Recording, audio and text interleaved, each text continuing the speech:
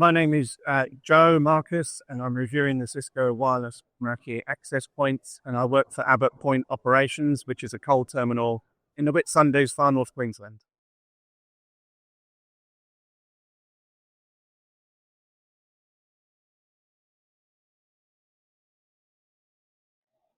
So we use the Meraki dashboard, and that allows me to monitor how many mobile devices there are. It enables me to make sure that we also use the wireless with a Meraki security gateway, so I can see the throughput of our Starlink connection, for instance, so I can see the overall usage.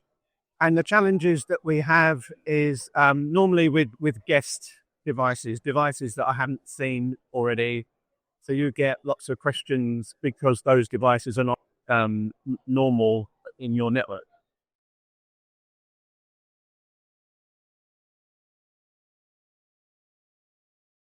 And the Meraki dashboard is wonderful. It's very exciting because you can see metadata on the dashboard, so you can see information around the population density, so you can see what access points are being overutilized as opposed to underutilized. You can see where there's coverage issues.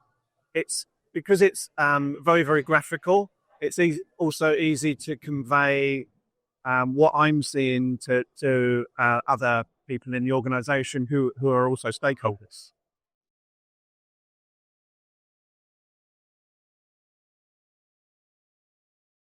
So the Meraki dashboard it's a little bit like comparing Apple and Android. So with Android, you can do a lot more configuration, where with Meraki, there are a lot of assumptions about the radio resource management. There are a lot of assumptions around, for instance, when it does a heat map, it's a heat map which is a population density rather than a wireless coverage heat map. So that can cause confusion, because normally when you look at a heat map, you're looking at, oh, okay, that is a metric for how well it's performing rather than how many devices are using it. So I think that's always a bone of contention around one of the things it can do.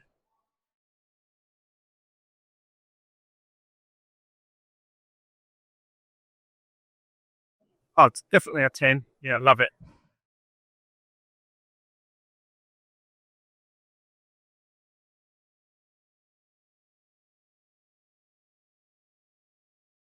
Okay.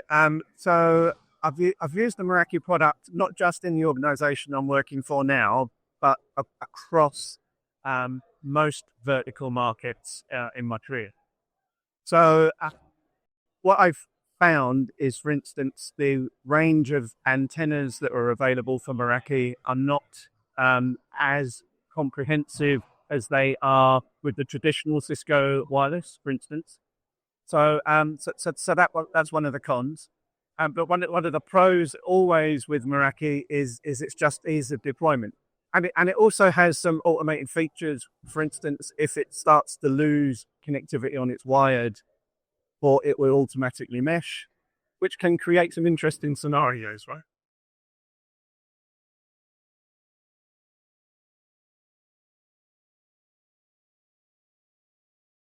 This product works extremely well because it's self-contained. So you can have a single wireless access. You don't have to have a centralized wireless controller. That means it works well in remote offices where you want to simplify your deployments. And it also means that if you're shipping a device to a site, you're as long as it can get a connection in the first place, you're much more confident that it's going to come up without you accompanying it.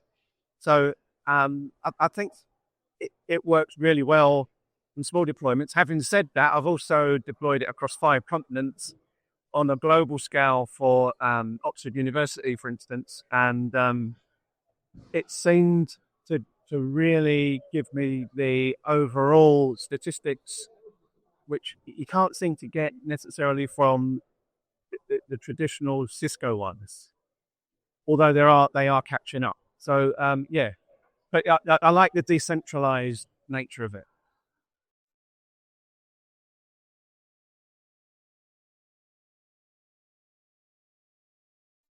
So I think a positive impact is that it was because you can set up, for instance, guest wireless very simply, and it's all self-contained. So the user comes in, they can use a splash page.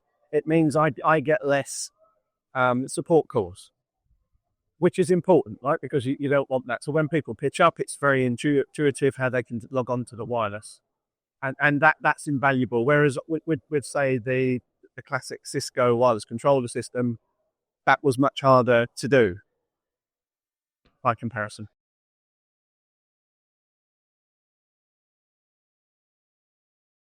So the licensing model means that you're always in support, and if you're not, then you've got a lot of notice when it's going out of support. So that aspect of it makes it very easy to keep track of.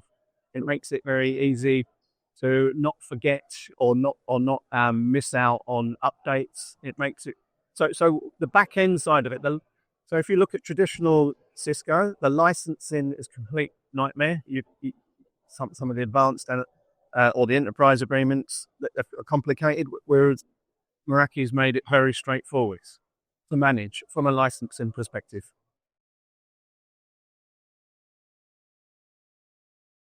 Absolutely, yes.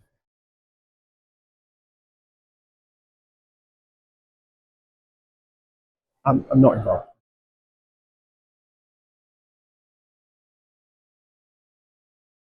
Yes, 100%. Yeah.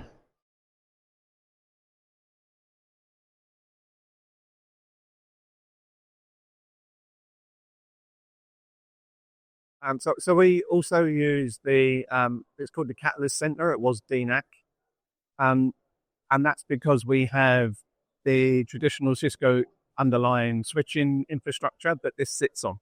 So one of the challenges there is you've then got two panes of glass to look at when you're managing the network end to end. However, with the Cisco product suite, they're now saying that the Catalyst switches can use the Meraki dashboard. So that's been a godsend to bring the two panes of glass together, right? Yeah.